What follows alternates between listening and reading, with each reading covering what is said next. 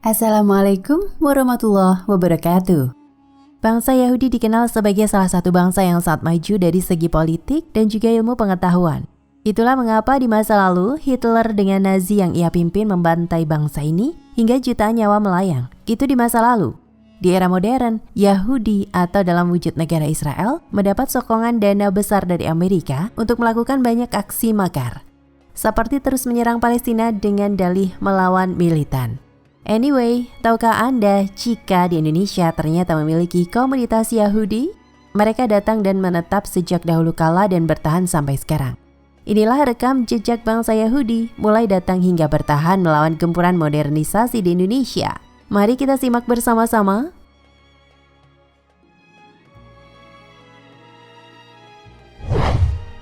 Kapan kelompok bangsa Yahudi ini datang? Bangsa Yahudi pertama kali datang ke Indonesia ketika orang-orang Eropa mulai memasuki Nusantara untuk menjajah. Sebagian besar orang Yahudi yang datang ke Indonesia berasal dari Belanda, Timur Tengah, dan Afrika bagian utara. Namun yang masih bertahan hingga sekarang adalah yang berasal dari Belanda.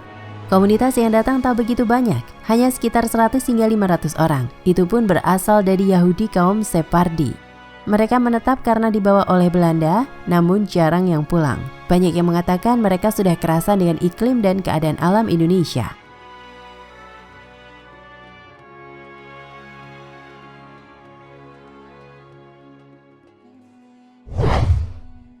Apa yang mereka lakukan di Indonesia? Sekitar tahun 1850-an, seorang penjelajah Yahudi bernama Jacob Sapir menulis dan mendokumentasikan komunitas Yahudi di Hindia Belanda atau Indonesia. Ia mengatakan jika di Indonesia awalnya ada 20 keluarga Yahudi yang pindah. Mereka tiba di Surabaya dan Semarang menggunakan kapal laut yang sangat besar. Sebagian besar orang Yahudi ini adalah pedagang. Mereka melakukan kerjasama dengan pemerintah kolonial Belanda saat itu. Komunitas ini bertahan dan terus bertambah hingga 2000 orang saat dua perang dunia terjadi. Mereka terus bertahan dan tak bisa melakukan apa-apa.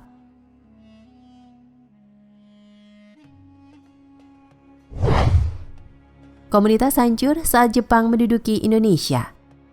Saat Perang Dunia Kedua berlangsung, Belanda kalah dengan Jepang. Akhirnya Indonesia jatuh di tangan orang Jepang selama 3,5 tahun. Orang Yahudi kala itu tak memiliki kekuatan lagi karena Belanda yang jadi sekutunya kalah. Akhirnya mereka dipaksa melakukan tugas-tugas seperti Romusa untuk membangun jalan hingga banyak orang Yahudi yang mati. Sekitar tahun 1960-an diperkirakan hanya ada beberapa orang Yahudi di Indonesia. 20 orang Yahudi tinggal di Jakarta dan 25 tinggal di Surabaya serta Manado. Mereka akhirnya berbaur dengan penduduk lokal dan saat ini semakin susah ditemukan. Lebih tepatnya, mereka bersembunyi.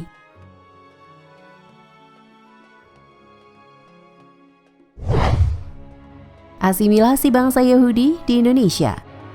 Saat ini diperkirakan ada 20.000 keturunan Yahudi yang berbaur dan menjadi warga Indonesia secara utuh. Sebelum menjadi warga Indonesia, mereka dipaksa untuk mengganti kolom agama di KTP.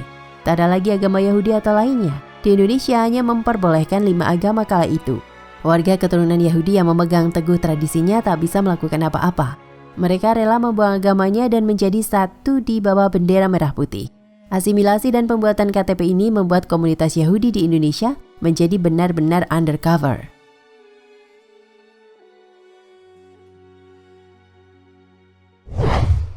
Tempat ibadah bangsa Yahudi di Indonesia. Saat masa pendudukan Belanda, ada beberapa tempat ibadah bangsa Yahudi di Indonesia.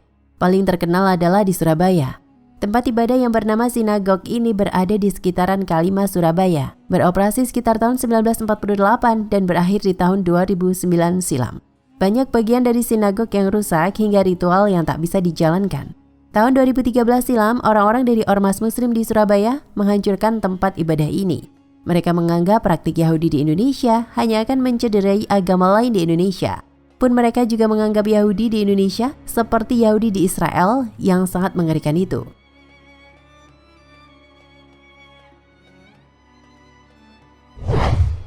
Apakah mereka masih menjalankan ibadahnya? Diperkirakan sekitar 200 orang masih menjalankan ibadahnya sesuai ajaran Yahudi. Mereka bersembunyi saat melakukan ibadah. Tak boleh ada orang yang tahu, terutama mereka yang berasal dari ormas suka kekerasan. Akhirnya, meski di KTP mereka memiliki agama resmi di Indonesia, bangsa Yahudi ini tetap bertahan dengan tradisinya. Satu-satunya komunitas yang masih berani melakukan ibadah berada di Sulawesi Utara. Tempat itu bernama Sinagog Tondano, dibangun dan beroperasi sejak tahun 2003 dan melayani jemaat kecil Yahudi di kota itu untuk menjalankan kewajiban ibadahnya.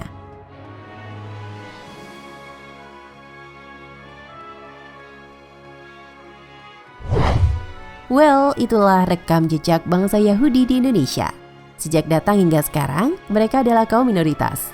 Tempat ibadah tinggal satu dan dipaksa mengganti agamanya. By the way, bagaimana komentar Anda tentang bangsa Yahudi di Indonesia ini?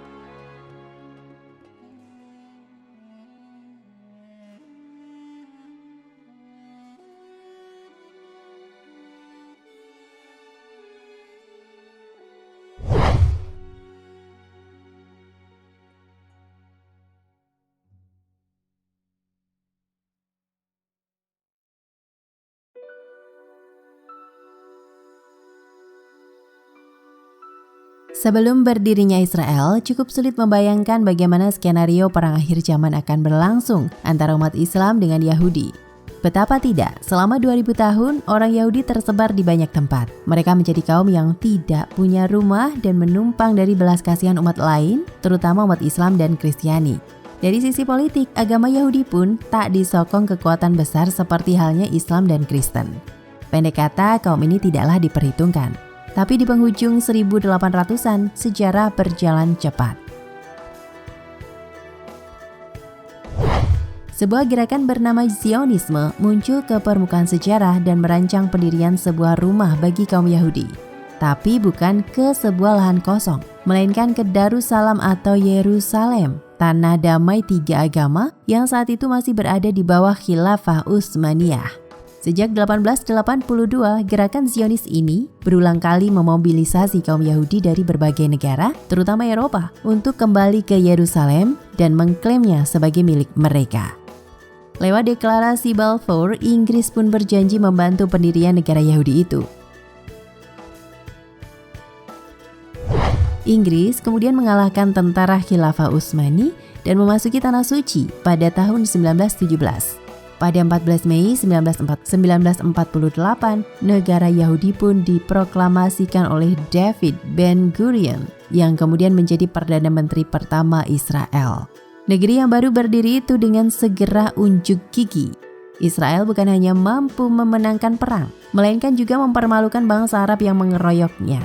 Dan kini Israel menjadi satu-satunya kekuatan nuklir di Timur Tengah. Dengan kepemilikan sekitar 60 hingga 200 rudal berhulu ledak nuklir, Israel merupakan ancaman nyata bagi bangsa-bangsa Timur Tengah. Dan fakta itu pun mengonfirmasi takdir akhir zaman yang disampaikan Nabi Muhammad SAW dalam sejumlah hadisnya, bahwa Muslim akan berperang menghadapi Yahudi. Mesia Israel memang bukan negara biasa. Dia merupakan sebuah pertanda, terutama bagi penganut Islam, Kristen, dan Yahudi. Seperti ditulis pakar eskatologi Islam, Imran Hussein dalam bukunya Jerusalem in the Quran, Yahudi meyakini restorasi Israel setelah 2000 tahun kerajaan Israel dihancurkan merupakan satu dari 7 tanda kehadiran Masiah atau Mosiah atau Masias atau Mosiah.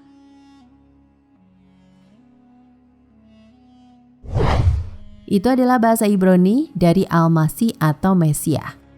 Tapi Al-Masih yang mereka tunggu bukanlah kedatangan Nabi Isa Al-Masih sebagaimana keyakinan Islam dan Kristen. Mereka menunggu Mesiah yang lain. Meski sedang berlangsung, restorasi Israel tersebut belumlah sempurna. Yang dimaksud restorasi Israel bukanlah sekedar pendirian negara Israel, tapi juga negara yang luas seperti pada era Nabi Daud yang merupakan era keemasan Bani Israel. Bahkan gerakan Zionis saat ini menambahkannya dengan gagasan Israel Raya, Eretz Yisrael, yang membentang dari Delta Nil yang kini masih dikuasai Mesir hingga ke Sungai Eufrat yang kini masih dikuasai oleh Irak. Seperti yang ditulis di kitab Genesis, bahkan lebih luas lagi.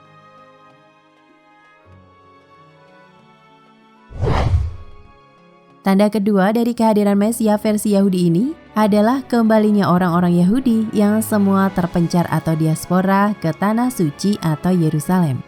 Tanda kedua ini telah lama berlangsung dan terus berlangsung sampai saat ini. Terus mengalirnya orang-orang Yahudi dari berbagai penjuru dunia ke Israel membutuhkan tempat tinggal. Dan persoalan inilah yang sampai saat ini terus-menerus memicu persoalan. Karena Israel terus membangun pemukiman baru dan mengusir orang Arab. Tanda ketiga adalah pembebasan tanah suci Yerusalem dari tangan Goyim, sebutan untuk semua orang non-Yahudi.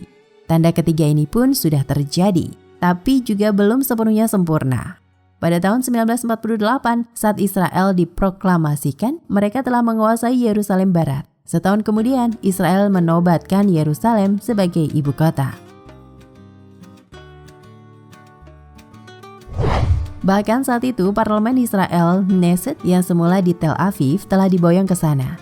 Namun saat itu Yerusalem Timur yang merupakan lokasi kota tua Yerusalem dan merupakan tempat berdirinya situs penting tiga agama termasuk Masjid Al-Aqsa masih dikuasai bangsa Arab atau Yordania.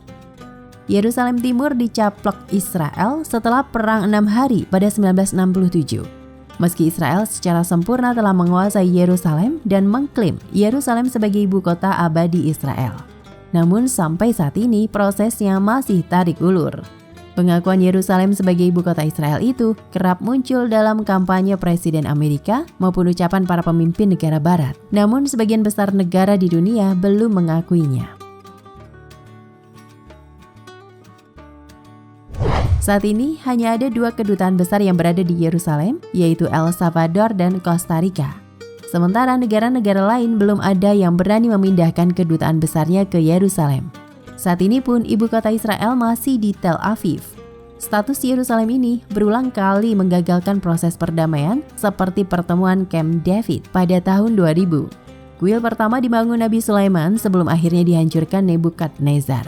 Kuil kedua dibangun Cyrus Agung yang kemudian dihancurkan Romawi. Sedangkan kuil ketiga menurut keyakinan Yahudi akan dibangun di masa mendatang dan menjadi pertanda era Mesias, The Messianic Age.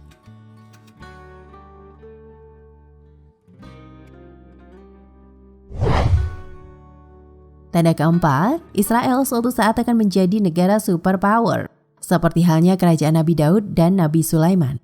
Dan ini pun hanya perkara waktu. Israel antara lain sudah memiliki senjata nuklir yang merupakan salah satu prasyarat negara superpower. Saat ini, yang menguasai percaturan politik dan perekonomian dunia pun orang-orang Yahudi.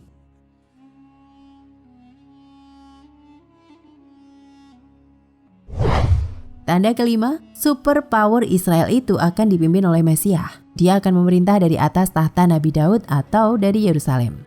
Solusi 2 negara, two-state solutions yang menjadi jalan tengah yang di-endorse oleh pemimpin barat seperti Barack Obama juga terbentur masalah Yerusalem.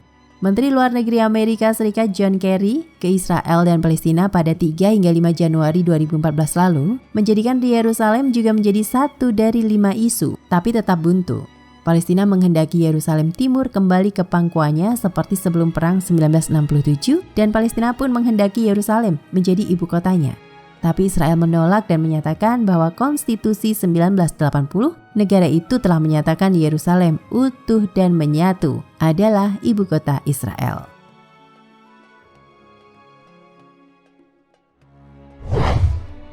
Tanda keenam adalah kembali dibangunnya kuil Sulaiman, Haikal Sulaiman atau Masjid Sulaiman. Tanda ini pun belum terpenuhi. Kendati kota tua Yerusalem telah berada di bawah pendudukan Israel, namun Masjid Al-Aqsa dan Masjid Kubah Batu atau The Dome of Rock masih berdiri. Kompleks Haram Al-Sharif ini berdiri di atas reruntuhan Haikal Sulaiman yang dihancurkan Romawi. Kompleks ini sampai saat ini masih dikelola Yayasan Wakaf di bawah pemerintahan Palestina dan Yordania. Tapi skenario penghancuran Masjid Al-Aqsa itu hanyalah menunggu waktu. Di atas kompleks itulah direncanakan akan dibangun kuil Sulaiman. Ini merupakan kuil ketiga. Nabi Muhammad telah memperingatkan tentang kedatangan Al-Masih, Dajjal, yang secara harfiah berarti Al-Masih pendusta. Orang Kristen menyebutnya sebagai anti-Kristus. Setelah kaum Yahudi menolak mengakui Al-Masih yang asli, yaitu Nabi Isa putra Maryam, sebuah divine punishment yang paling buruk pun menanti. Ya'juj dan Ma'juj kini membawa orang-orang Yahudi kepada Al-Masih palsu yang akan memimpin mereka dalam petualangan menuju kehancuran, kata Imran Hussein. Wallahu a'lam bishawab.